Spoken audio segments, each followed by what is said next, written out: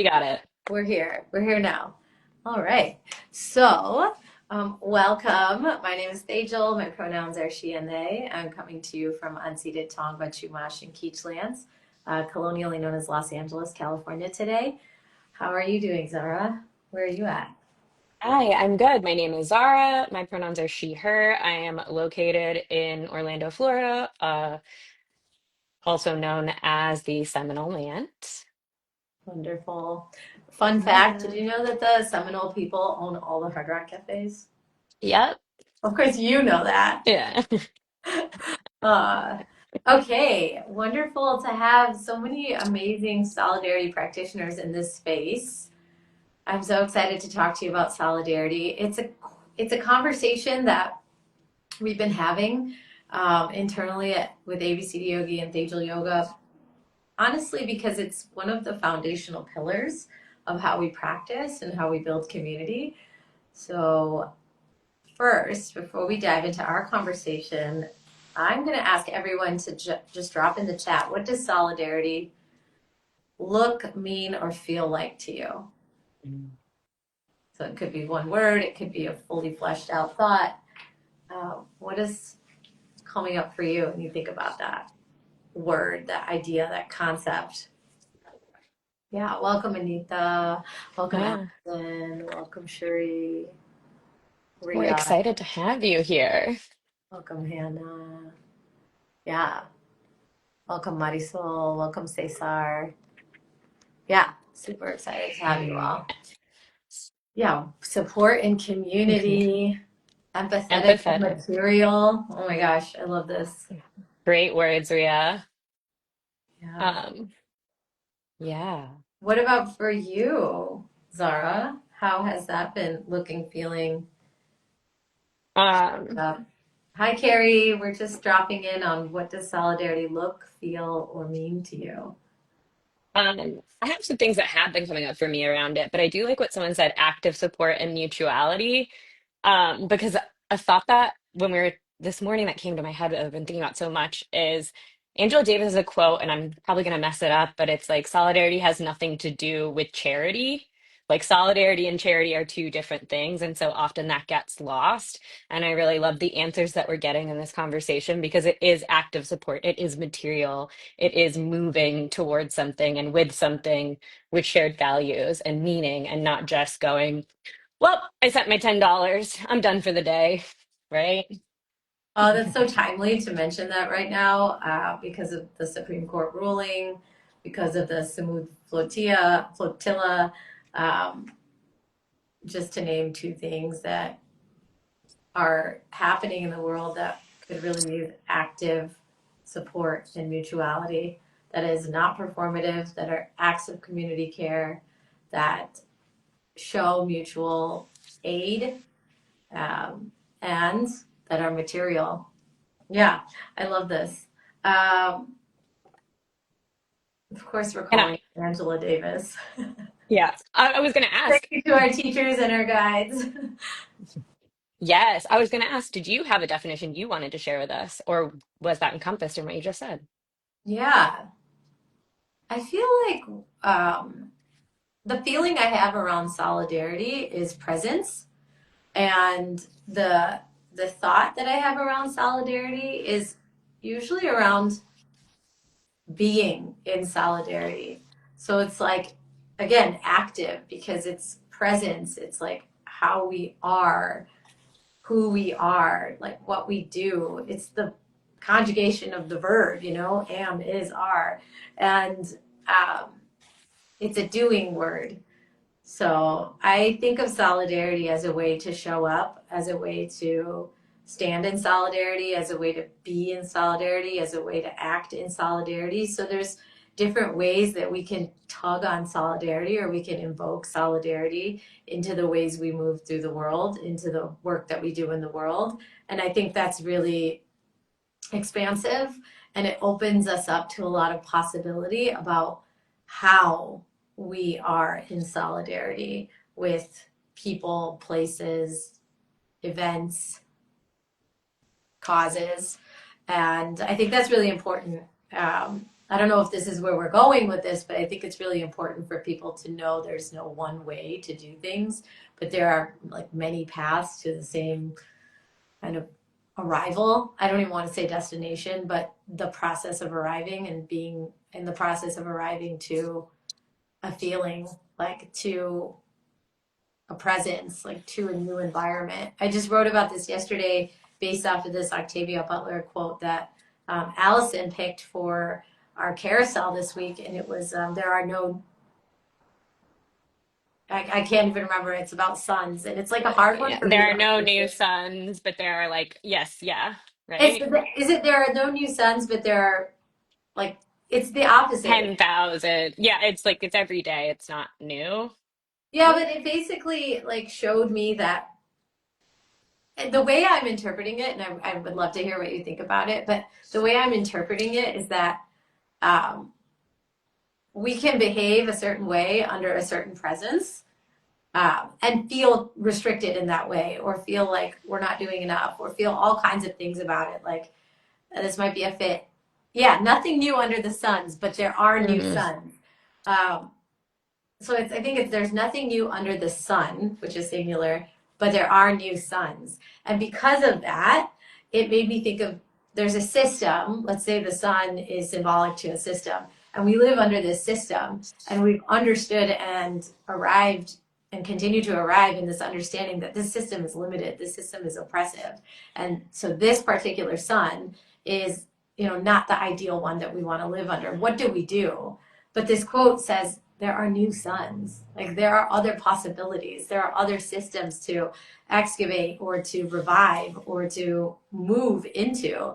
And I just think that's so full of hope and possibility, which is exactly what we need to fight the despair, to fight the brink of burnout, to fight the exhaustion that we might be feeling in, all of our emotional, mental, physical, and spiritual bodies. So I am using that as a guide, like a lighthouse in the work that we do.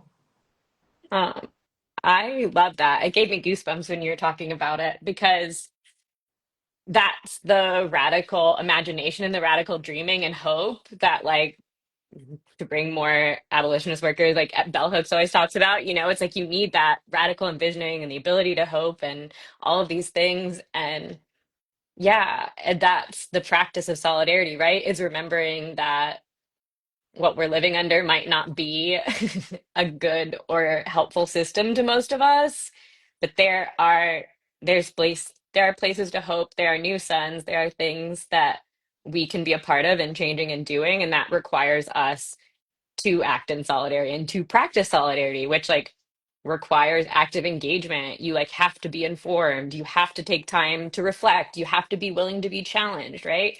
And that's like all stuff internal that leads to external work. And I think that's like, it's kind of hand in hand.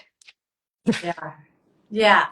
And it's true what Ria just added because I think it's like in addition to what you're saying, which is like the system that we might live in isn't good for a lot of us. Ria's saying it's not good for any of us. And it's true because even those who seemingly benefit are being harmed, right? By not getting the full scope and breadth of experience of what's actually happening around them and within their own communities. Right? It's such a closed off perspective to think like a system serves me but not others. That's actually not true because a system that serves only some but not all doesn't serve any of us. And that's kind of the approach, I think, to education and awareness that has been most fruitful in a way is to kind of illuminate to others who might have the feeling that it's good enough for me, so I'm fine. Like it's working for me, so I'm fine not engaging. I'm fine not having the conversation. I'm fine not noticing. And the reality is, it's actually very challenging to say to someone, you're wrong. You need to think differently. But it's more effective to say to someone, that might be true for you and the way things are working for you in this moment. But how about we add more context and we look just a little bit wider? We look just a little more north or south to see others and notice.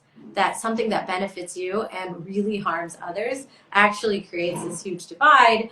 And that means there's less reciprocity where you are as well as where anyone else is. And so when you get to the point where you need something, you're going to have less and less people that are going to be there for you, just like everyone else. And there's a sameness there in these massive differences. And so that's, I think, finding a way to connect our shared humanity to recognize that, someone else's struggle is actually my fight, um, is a way that we get to practicing solidarity. Um, Absolutely. That was so beautifully said. And oh, that's also where solidarity actually shows up when it might benefit you, but recognize it's harmful to others. Yes, exactly. Because it's that, like you were saying, the challenge of being able to say, okay, well, this might not affect me directly, but it is, as so long as these people are being harmed, I too am not benefiting really overall. Mm-hmm. Um, yeah, I do want to touch a bit on the humanity piece that you were saying as well, because I think that's it. Like that's the crux of it, right? Is like you can't be in touch with your humanity if you're okay with a system that harms your fellow humans, right? Like if you're like, oh, this doesn't involve me, this doesn't affect me, you are in fact disconnected from your humanity because your humanity is the thing that we all share, that we all have, that says that's the part of your brain that like when you it's like the studies they do where when something happens to someone you watch, like if you watch someone fall, your body, your brain lights up like you've been hurt as well, like you feel it, that empathy, that's the thing that connects us. And to detach from that is something that has to inherently be done in a lot of these oppressive societies so that they can be upheld. Yeah, I mean, the question then becomes like, how much dissociation is the right amount? Which is completely subjective for someone else, someone's survival, and even for their thrival. So yeah, that's an interesting question. I I wonder how we can invite everyone that's joining us to just drop in ways that they are practicing solidarity. And I want to say practicing active solidarity, but it's also implied in what everyone shared about their own definitions about solidarity. But I think it's also important to maybe be overt and say, like, how are you practicing active solidarity? So are there acts that you are undergoing or partaking in that show relationship and active solidarity? So I'd love to see what people have to say about that. One example I want to share, not necessarily one that I've practiced like in the recent like week or so, but one that I'm in the practice of is something that might not be like overtly an act of solidarity, but it absolutely is. Oftentimes when I receive invitations to be a speaker at events or festivals, workshops, panels, I will invite the question back to the organization and say, who else is in your lineup? What are your DEI guidelines in which your event is like born from? And to the extent that you can share, which it's very important to me to have transparency and visibility. How is your pay equitable amongst the group invited? And so basically what I'm asking is like, do you have a diverse and inclusive lineup? Have you thought about that in order to be able to answer this question? And I am interested in working with people who have equitable pay considerations. Um, so how are you going to answer that question? And when I invite those considerations, it's always very eye-opening to get the responses, and I've gotten any number of responses, including no replies to that, of course. Um, so yeah, just wondering what are folks' acts of solidarity that they might be willing to share. And then Zara, what's coming up for you? Hmm. I mean, I know one for sure is the solidarity practice that you give, and so we can Yeah. absolutely talk about that. But if there's something else coming up, Yeah, well, that's where I was like, you should think of something other than the thing like that you're doing here. And my Not brain has gone necessarily, completely. not I know, necessarily. well, my brain went blank. So I was like, well, I guess we're going to talk about solidarity practice. For me, one of the things I'm doing is solidarity practice, which is I wanted to offer space. Like I really loved what you and Yogis for Palestine and Sheena Sood have been doing with all of this, like raising money, like global action of like getting people together and saying, hey, we aren't alone. We are a group of people and we're willing to stand up. And I like the idea of solidarity practice because so often, as you were saying in the beginning of this conversation, activists are getting burnt out, people are getting tired and overwhelmed, and it becomes a structure you can't maintain. And I would love to continue to build spaces for, as you're doing here, for people to join in solidarity and like work towards something, but also like feel supported by other people in the community who share similar values and want similar things. And I see we're like getting some good answers in the chat, so I'd love to give time to read some of those. Would you like me to, or would you like to? I actually have another question for you about what you just shared. Ooh. Within your solidarity practice, I know it's monthly and it's hosted at abcdyogi. The question that I have for you is, like, what within that practice do you feel like emulates your personal ideals around solidarity? Um, in what regard do you mean that question? Like, how is Like, the practice itself, the solidarity practice, in addition to just it being named that way? it is one, a group like for the practice, part of our donation or part of our the funds we raise goes to supporting groups on the ground, which is like I think this month we're probably going to do Al Jawad Camp again because it is about listening to people's voices and hearing what people need and donating directly into communities. I think that's a real solidarity action in that regard, is like making sure the funds and the people you're listening to and the groups you're talking about are the ones who get to speak up about what's going on, and there's like stuff going on the inside you can hear from. um but I also think it's a practice in bringing people together to remember what it is that's going on in the world. So many times you're entering a yoga class and it's like, forget everything that you've thought of. Like the whole day doesn't matter now. Like nothing matters outside of this room. And it's like, okay, well, like I'm just supposed to forget that like children are being starved and fires are happening around the world and floods and all sorts of things. It's like, no, that's silly. How can I remember that? How can I dedicate part of my practice while giving myself time to reset, like into what is for our greater good and for the good of humanity, if that makes sense. Yeah, I love that. It's like active reminders, you know, that you're participating and your actions are helping to replenish your own energy for what you're going to do out in the world, but also any funds donated are definitely going to support tangibly. So I feel like we're hitting a lot of what people define as solidarity within a practice space. So appreciate you sharing that. Absolutely. Yeah. Um, and just like a space to gather and hopefully have some little conversations and just feel supported by people around you. Um, I do see some great, sorry, things. Intergenerational transportation to and from immigration court. Oh, it's a good one. That's a good act of solidarity. We need that. Um, Alvin said, acute mutual aid within my local community, interrupting harm in real time, particularly as a white person who holds more privilege. Yes.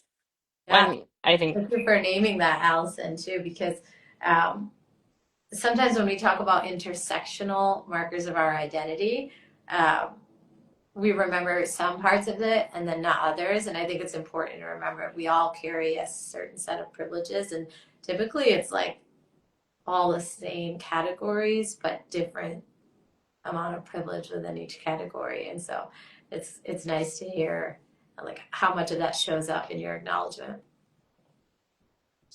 Yeah, and Cherie, talking about intergenerational transportation to immigration court. I mean, it's so specific, but it's also very real time, right? That just indicates to us that that's actually what's happening in the community that they're in. And this is what I'm saying about people like on different levels, understanding what's going on around them. Like, what are the needs of the people around them? And then recognizing that they might be so closed off to those needs because they exist within a serious tunnel that is just about their own needs and their immediate, maybe households needs being met. And how that really doesn't serve anybody at the end of the day. Like, it only continues to serve but harm everyone within and around. Yeah, this is Yeah. Yeah. Is there any other stuff we want to wrap up with? in addition to solidarity practice that's happening next Tuesday, I Tuesday, believe. the 16th. Yep. Yep. There's also um, another IG Live on Tejal Yoga on the 18th to talk to the healers, the caregivers, the teachers, the guides who are like just damn near at the brink of burnout or really, really exhausted and maybe even feeling numb or disinterested in the work that they've chosen to do that they've always been really passionate about, um, because that's a time we're living in. So I'm offering an IG Live to talk about a free workshop that I'm hosting in October called Liberation Through Rest and like what's going to be involved in that 2 hour space, to help really like heal the healers. So I'm excited about that. And then I also know abcdyogi has like two more events on top of that. Yeah. Yeah. Well, we have solidarity practice next Tuesday. We have the community circle on Tuesday the 30th that I am leading. And I will post a little bit more about that on ABC Yogi today, but I think we're going to talk about coming home, back to basics, fundamentals. Yeah. Yeah. So if you are feeling a bit off kilter as we move seasons and you're trying to rein it in for the rest of the year, come and join me because we all are. Yeah, Yeah. I think that's going to be such a wonderful like offering that you're bringing back to the forefront with ABCD Yogi. And the other thing we're bringing back to the forefront at ABCD Yogi is our takeovers. So I Hmm. know your takeover's on the 23rd, and it's like a whole month of Zara, but I think that's totally appropriate. You're our program manager. You're at the lead of like organizing and managing all these things, and it's just time for us to really recalibrate and then invite our community back into the practices that ground us, which is the circle, the solidarity practice, the takeovers. And we're excited to move forward and maybe add to that next month. But for now, September's full, and we hope to see you all in our practices. Thank you all so much. Yeah. Bye, Zara. Take care. Bye.